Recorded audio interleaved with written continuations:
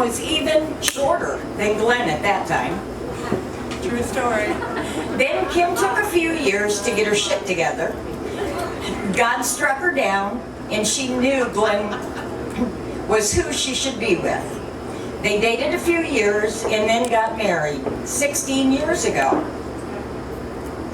Had Hayden in 2006, which was traumatic for them because Kim actually died when Hayden was born.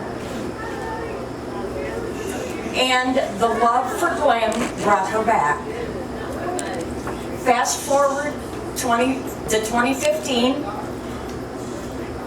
Hayden was diagnosed with ALD. They made the choice to get him a stem cell transplant, so they all moved to Minneapolis, and 6 months later, Hayden went to heaven.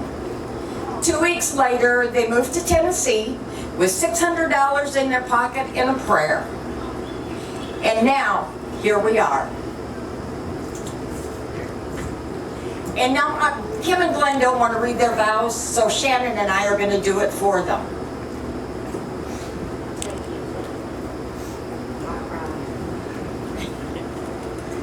Kim, I am honored to read this to you on behalf of Glen.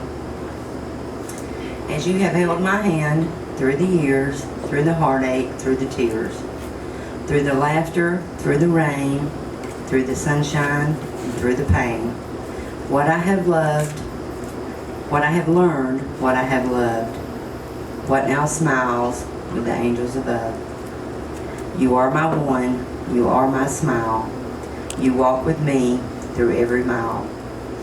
Now as we go, a new path to face, a new beginning, a brand new place.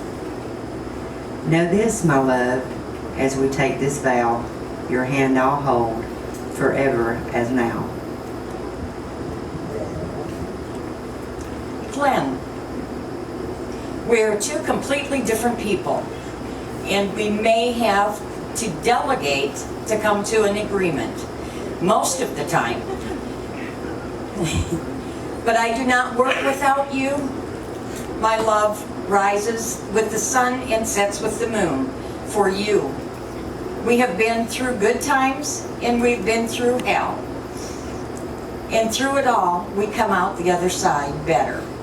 I love you more now than I did 20 years ago, and I promise you my love will continue to always grow for you.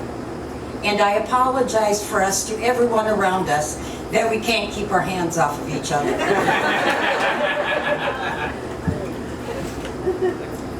Glen, do you take Kim again to be your loved wife, to have and to hold, for better or for worse?